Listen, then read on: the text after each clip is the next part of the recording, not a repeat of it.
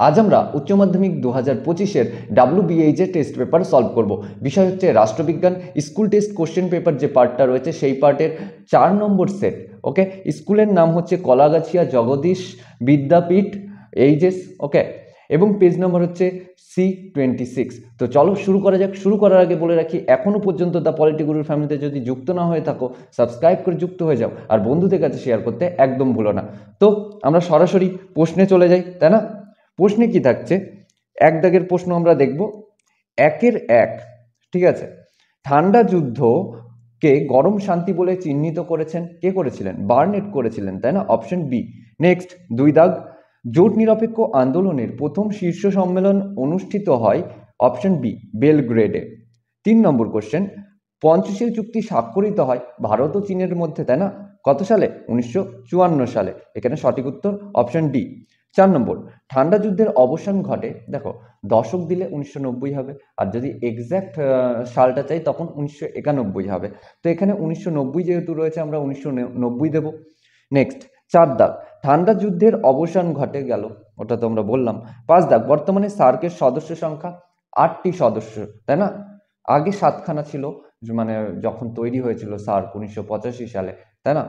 কিন্তু বর্তমানে এর সদস্য সংখ্যা হচ্ছে 8। 2007 সালে আফগানিস্তান যুক্ত হয়। ওকে, 6 দাগ, সাধারণ সভায় শান্তির জন্য ঐক্যের প্রস্তাব গৃহীত হয় 1950 সালে 3 নভেম্বর। ওকে, নেক্সট কোশ্চেন 7 দাগ, সার্কের প্রথম শীর্ষ সম্মেলন অনুষ্ঠিত হয়েছিল 1985, আমরা বললাম ওই যে ঢাকাতে, তাই না?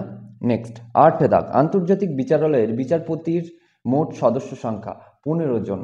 ওকে, তোমাদেরকে একটা কোশ্চেন করি, বলো তো আন্তর্জাতিক বিচারালয়ের বিচারপতিদের কার্যকালের মেয়াদ কত বছর? কমেন্ট করে জানাও। নেক্সট 9 দাগ, নিরাপত্তা পরিষদের স্থায়ী সদস্য সংখ্যা হলো 5টি সদস্য, তাই না? কি কি তোমরা যদি জেনে থাকো ওটাও কমেন্ট করে জানাতে পারো। ওকে, নেক্সট 10 দাগ, ক্ষমতা স্বতন্ত্রীকরণ নীতির প্রবক্তা হলেন মন্তেস্কু, অপশন এ। 11 দাগ, এক কক্ষ বিশিষ্ট আইনসভা আছে এমন একটি রাষ্ট্র হলো চীন। 12 দাগ, লোকসভার সর্বাধিক সদস্য সংখ্যা, লোকসভায় সর্বাধিক সদস্য সংখ্যা 552 হতে পারে, অপশন ডি। নেক্সট 13 দাগ, ব্রিটিশ পার্লামেন্টের উচ্চ কক্ষের নাম হচ্ছে লর্ড সভা, অপশন এ। আর নিম্ন কক্ষের নাম কি? কমন্স সভা, তাই না? নেক্সট নেক্সট কি বলছে? 14 দাগ, ড্যাশ বিভাগকে সংবিধানের অভিভাবক বলা হয়? বিচার বিভাগকে, তাই না? Option C. 15 দাগ, ভারতের নিয়মতান্ত্রিক শাসক হলেন রাষ্ট্রপতি। 16 দাগ, পশ্চিমবঙ্গে পৌর আইন প্রণীত হয় 1993 সালে। নেক্সট, জেলা পরিষদের প্রশাসনিক প্রধান সভাধিপতি, অপশন ডি। নেক্সট, পশ্চিমবঙ্গে পঞ্চায়েত আইন প্রণীত হয় 1973 সালে, অপশন বি। নেক্সট, সংসদের উভয় কক্ষের যৌথ অধিবেশনে সভাপতিত্ব করেন স্পিকার বা অধ্যক্ষ, অপশন বি। নেক্সট কোশ্চেন 20 দাগ, 20 দাগ বলছে সুপ্রিম কোর্টের বিচারপতিদের অবসর গ্রহণের বয়স হচ্ছে 65 বছর, আর হাইকোর্টের কত? হাইকোর্টের হবে 62 বছর। ঠিক আছে, নেক্সট, লোক আদালত প্রথম গঠিত হয়, দেখো দিল্লিতে। এটা নিয়ে অনেকের কনফিউশন হবে, যে তোমরা অনেকে বলবে যে দাদা না তুমি ভুল বলছো, দিল্লি হবে না, হবে হচ্ছে গুজরাট, তাই না? 1982 সালে গুজরাটে প্রথম অধিবেশন বসে, তখন লোক আদালত গঠিত হয়নি। আমাদের লিগালি আমাদের ভারতবর্ষে লোক আদালত গঠন হয় 1986 সালের পরে, তো সেই অনুসারে দিল্লিতে প্রথম হবে। ঠিক আছে, নেক্সট, ক্রেতা সুরক্ষা আইন তৈরি হয় 1986 সালে। নেক্সট, রাজ্যসভায় সভাপতিত্ব করেন উপরাষ্ট্রপতি, আর এটাই উপরাষ্ট্রপতির প্রধান কাজ। ঠিক আছে, এছাড়াও অনেক কাজ রয়েছে। নেক্সট, ওয়ারস চুক্তি গঠিত হয় কার উদ্যোগে? Soviet union, option A. এবার আমরা 2-1 নম্বরে চলে যেতে পারি। 2-1 কি বলছে? দেতাত ও ঠান্ডা লড়াইয়ের মধ্যে পার্থক্য কি? দেতাত হলো উত্তেজনার একটি সচেতন ও স্বেচ্ছাকৃত হ্রাসকরণ, কিন্তু ঠান্ডা লড়াই হচ্ছে উত্তেজনাকে আপেক্ষিকভাবে উচ্চ স্তরে চালু রাখার একটা চেষ্টা। ক্লিয়ার? নেক্সট, অথবা তাকে কি বলছে? সিয়াটো কথার পূর্ণ রূপ কি? দেখো এটাকে আমরা লিখে ফেলতে পারি। আমরা কি লিখব? আমরা লিখব যে এস থেকে সাউথ, সাউথ, ই থেকে ইস্ট, সাউথ ইস্ট, এ থেকে এশিয়া, সাউথ ইস্ট এশিয়া, টি থেকে ট্রিটি, ট্রিটি, ও থেকে অর্গানাইজেশন, অর্গানাইজেশন। তাহলে কি হচ্ছে? সিয়াটোর পুরো কথা হচ্ছে south east Asia treaty organization. Clear? এটাকে আমরা মুছে ফেলতে পারি। নেক্সট কোশ্চেনে এটাকে মুছে ফেলে আমরা নেক্সট কোশ্চেনে চলে যাব। নেক্সট কোশ্চেন কি বলছে, ভারতের বিদেশ নীতির প্রধান স্তম্ভ কি? ভারতের বিদেশ নীতির প্রধান স্তম্ভ হচ্ছে জোট নিরপেক্ষতা। ওকে, নেক্সট অথবা তাক বলছে কটি সদস্য রাষ্ট্র নিয়ে সার্ক গঠিত হয়েছিল? কটি?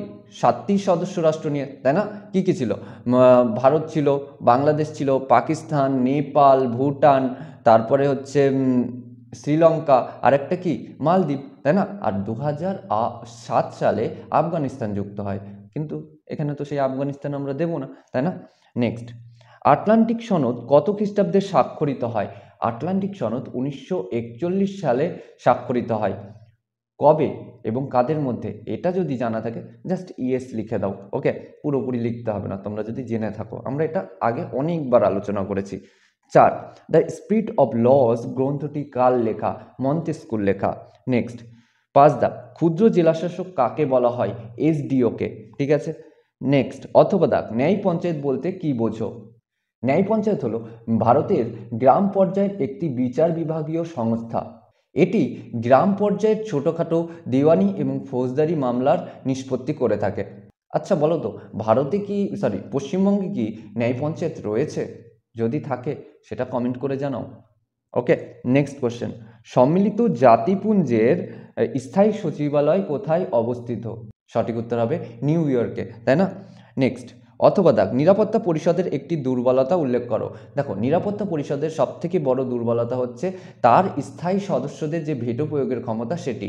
কারণ আজ পর্যন্ত শান্তিভঙ্গকারী কোনো রাষ্ট্রের বিরুদ্ধে একটা কঠোর পদক্ষেপ নেওয়া যায়নি শুধুমাত্র এই ভেটো প্রয়োগের ক্ষমতার জন্য। ঠিক আছে। নেক্সট, পশ্চিমবঙ্গের পঞ্চায়েত ব্যবস্থার সর্বোচ্চ স্তরের নাম কি? 3খানা স্তর রয়েছে। একেবারে নিচের স্তরে কি রয়েছে? গ্রাম পঞ্চায়েত। মাঝের স্তরে বা ব্লক স্তরে রয়েছে হচ্ছে পঞ্চায়েত সমিতি, এবং একেবারে ওপরের স্তরে অর্থাৎ উচ্চ স্তরে বা জেলা স্তরে রয়েছে জেলা পরিষদ, তাই না? তবে এখানে সঠিক উত্তর কী হবে? জেলা পরিষদ। ওকে, নেক্সট, সুপ্রিম কোর্টের এলাকাগুলি কি কি? দেখো, 4টি এলাকা রয়েছে। এক হচ্ছে মূল এলাকা, 2 হচ্ছে আপিল এলাকা, 3 হচ্ছে পরামর্শদান এলাকা, এবং 4 হচ্ছে লেখোজারির এলাকা বা লেখো এলাকা। নেক্সট কোশ্চেন, অথবা দাগ বোরো কমিটি কি? বর্তমানে পৌর আইনের একটি অন্যতম বিষয় হচ্ছে এই বোরো কমিটি। এই কমিটির আইন, ক্ষমতা, কার্যাবলী সমস্ত কিছু রাজ্য সরকার দ্বারা নিয়ন্ত্রিত হয় বা বলতে পারো নির্ধারিত হয়। বর্তমানে কলকাতা পৌরসভার 144টি ওয়ার্ডকে 15টি বড়োতে ভাগ করা হয়েছে। এই যে এইটুকুনি যদি তোমরা লিখে দাও, এটাই তোমার নাম্বার দিয়ে দেবে। ঠিক আছে। নেক্সট কোশ্চেন, ভারতের রাষ্ট্রপতি কিভাবে নির্বাচিত হন? ভারতের রাষ্ট্রপতি একক হস্তান্তরযোগ্য সমানুপাতিক প্রতিনিধিত্বের নীতির ভিত্তিতে গোপন ভোটের দ্বারা এক নির্বাচক সংস্থা কর্তৃক পরোক্ষভাবে নির্বাচিত হন। ক্লিয়ার?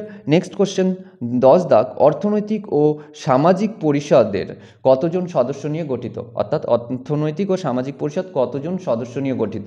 উত্তর হবে 54 জন। ওকে, নেক্সট কোশ্চেনে আমরা যেতে পারি। নেক্সট কি বলছে, বিচার বিভাগীয় অতি সক্রিয়তা বলতে কি বোঝো? 11 দাগ। দেখো, বিচার বিভাগীয় অতি সক্রিয়তা বলতে বিচার বিভাগের এমন এক ক্ষমতাকে বোঝায় যার মাধ্যমে বিচার বিভাগ প্রশাসনিক কর্মকর্তাদের ওপরে বিভিন্ন নির্দেশ বা আদেশ জারি করে থাকেন। নেক্সট, অথবা দাগ পরমাদেশ কথার অর্থ কি? দেখো, পরমাদেশ কথার অর্থ হচ্ছে আমরা আদেশ দিচ্ছি। 12 দাগ লোক আদালত প্রথম কোথায় প্রতিষ্ঠিত হয়েছিল? দিল্লিতে, আমরা এটা বলেছি। নেক্সট, অর্পিত ক্ষমতা প্রস্তুত আইন বলতে কি বোঝো? দেখো, অর্পিত ক্ষমতা প্রস্তুত আইন বলতে বোঝায় যে আইন বিভাগের কার্যাবলী যদি হঠাৎ করে বেড়ে যায়, তখন আইন বিভাগ আইন প্রণয়নের পুঙ্খানুপুঙ্খ দায়িত্ব শাসন বিভাগের হাতে অর্পণ করে। তারপর শাসন বিভাগ যে সমস্ত আইন তৈরি করে সেই সমস্ত আইনগুলোকেই অর্পিত ক্ষমতা প্রস্তুত আইন বলা হয়। ওকে, নেক্সট, কাকে ক্যাবিনেট তোরণের ভিত্তিপ্রস্তর বলা হয়? প্রধানমন্ত্রীকে। নেক্সট, পশ্চিমবঙ্গে পৌরসভাগুলির 2টি আয়ের উৎস লেখো। 1 নম্বর উৎস আমরা লিখতে পারি যে রাজ্য বা কেন্দ্র সরকার দ্বারা প্রণীত বিভিন্ন অনুদান। 2 নম্বর সম্পত্তি এবং জমি এবং বাড়ির উপরে আরোপিত বিভিন্ন সম্পত্তি কর। ওকে, ক্লিয়ার? নেক্সট, রাষ্ট্রপতি তার পদত্যাগপত্র কার কাছে পেশ করেন?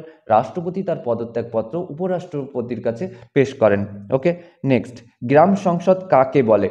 1992 সালের 73তম সংবিধান সংশোধনী আইন অনুসারে প্রতিটি গ্রাম পঞ্চায়েতের নির্বাচনী এলাকার সকল ভোটদাতাদের নিয়ে যে সংসদ গঠিত হয় তাকেই গ্রাম সংসদ বলা হয়।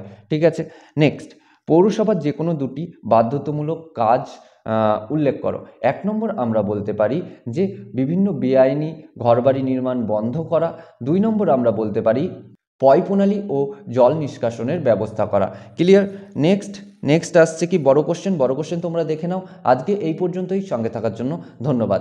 আর হ্যাঁ, বন্ধুদের কাছে শেয়ার করতে কিন্তু একদম ভুলো না।